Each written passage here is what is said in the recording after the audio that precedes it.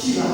အဲ့ဒီပိုင်းကလည်းကျွန်တော်ကဏ္ဍမရောက်သေးတဲ့အခါမှာအခြားကဏ္ဍမှာလိုအပ်တဲ့အခါတွေဆွေးနွေးပါတယ်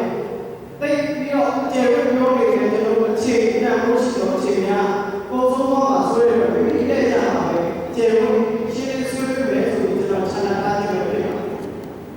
လေယာဉ်မှုနဲ့ပတ်သက်လို့ပိုင်းတစ်ပိုင်းရှိပါတယ်ကျွန်တော်တို့စားဖို့ကိုကောင်းမဲဆိုင်ရာဥပဒေမှာပြဋ္ဌာန်းထားတဲ့လေယာဉ်မှုရဲ့ပြည့်တယ်နဲ့ပြည်နယ်ကိုပေါ်တဲ့နယ်တော်ရာဇသက်ကြီးဥပဒေမှာပြဋ္ဌာန်းထားတဲ့လေယာဉ်မှုဟာပြည့်တယ်ပွားခြားတာဒီကိုပေါ်မှာများတိုင်းသားပြောင်းဆိုတော့တောင်းသူကြီးများအားလုံးသိရှိနိုင်တဲ့ပြည်နယ်ချင်းဖြစ်တယ်လေယာဉ်မှုမျိုးပြည့်တယ်မျိုးဖြစ်ပါကျန်တဲ့အားဖြင့်ရေပေါ်ရာအားဖြင့်ချုပ်ပုံသုံးသပ်ရတယ်လေယာဉ်မှုဆိုရင်ပြည်မှုဆိုင်ရာဥပဒေပုံမှန်420ဖြစ်ပါဟောင်းတယ်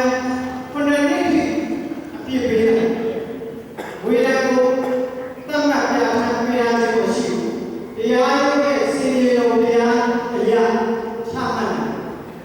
အဲ့ဒါပြည်မှုဆိုင်ရာဥပဒေပုံမှန်420ရဲ့လေယာဉ်မှုပြည့်ရဲ့ပြုစုချက်မှာပါရတဲ့ပြဋ္ဌာန်းဖြစ်တယ်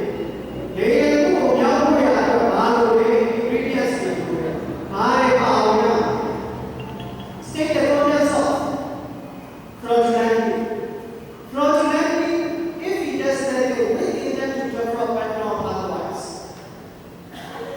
a person is said to do a thing fraudulently a person who is said to do so rightဘာလို့လဲသူလုပ်တယ်so rightဘာဆိုလဲis said to do a thing so good လုပ်တယ် fraudulently လေများso good ပြုလုပ်ဘယ်လိုပြုလုပ်အောင်လဲ with intent ကျန်ရည်ချက်ဖြစ်ပြုလုပ်ဘာလို့သူတက်တော့လေကိုကျန်ရည်ချက်ပြုလုပ်ဆိုရင်အဲ့ဒါကို fraudulently လေများချင်းပြောင်းအဲ့ဒါမြန်မာနိုင်ငံမှာရှင်းလုံးနေတဲ့လေများရဲ့အရေးကိုဆိုချက်ဒီလိုကိုဆိုချက်ဖြစ်ပါတယ်။ဆိုတော့ဘုရားကလူကူပြောင်းဆိုတော့လေများရဲ့လို့ကျန်ချက်နဲ့ပြုလုပ်တယ်ဆိုရင်အဲ့ဒါလေရာဇသက်ကြီးဥပဒေကပုံမှန်420ရအောက်တန်း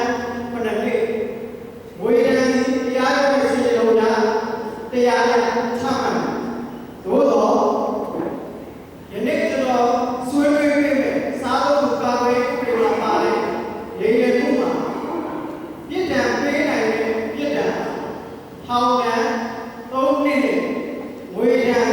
ကျပ်50ဖြစ်ပါဆရာဒီနေရာကိုဆွေးနွေးကြပါရည်ရွယ်ချက်မရှိဘဲနဲ့ဆိုတဲ့စကားရက်ဒီနေရာမှာကိုစားတာမဟုတ်လို့မို့ပြောတာတွေထည့်တယ်ပိုးသက်စီတွေပိုးထည့်လိုက်တယ်တချို့ပြောပါတယ်ဒါကကျွန်တော်တို့စားဖို့မဟုတ်ဘူးရောင်းဖို့ဆိုတဲ့စကားလုံးဒီ